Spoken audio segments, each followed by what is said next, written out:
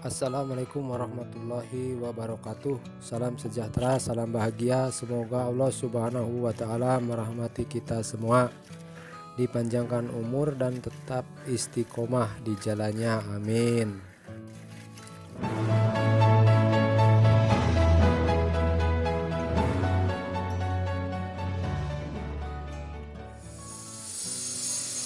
Hari ini saya akan berbagi pengalaman tentang bagaimana solusinya mengatasi dak kamar mandi agar tidak bocor.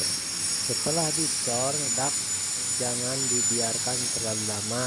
Selang 1 hari setelah dicor, cepat dipelur, dimiringkan 3 cm ke depan atau ke belakang.